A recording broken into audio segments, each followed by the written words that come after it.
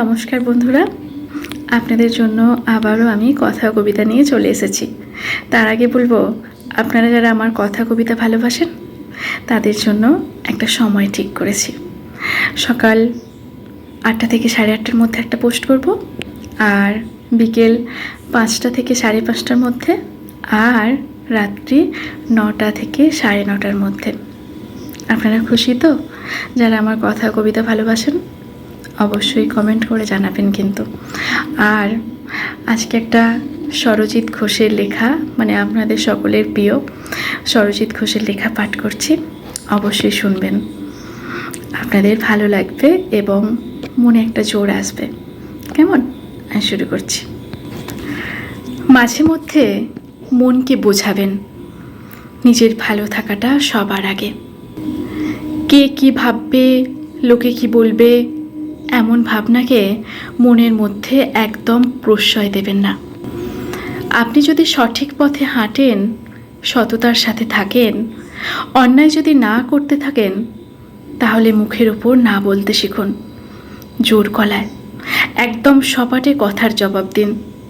কেউ অপমান করলে তাকে বুঝিয়ে দেবেন ইটের জবাব আপনিও পাথর দিয়ে দিতে পারেন। আপনাকে বুঝতে হবে ভদ্রতা, সভ্যতা, সম্মান, সৌজন্যতা, উদারতা সবার জন্য নয়।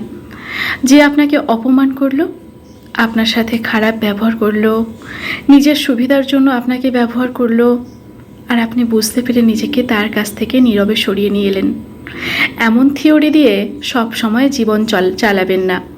এতে অন্যায়কারী প্রশ্রয় পায়। যে আপনার জন্য ভালো, তার জন্য আপনি সব সময়ই ভালো থাকুন।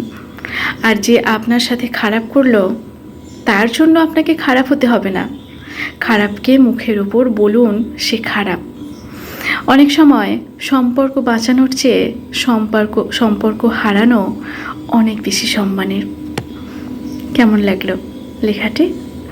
ভীষণ ভালো লাগলে একটু শেয়ার করুন না, শেয়ার করে পাশে থাকুন, তাহলে আমার কবিতা বলতে, কথা বলতে ভালো লাগবে। ধন্যবাদ। শুভরাত্রি।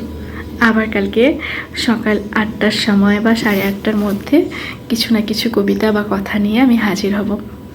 তো এই সময়টা ঠিক করার জন্য একজন দাদাভাই তো লিখেছেন খুব ভালো কথা।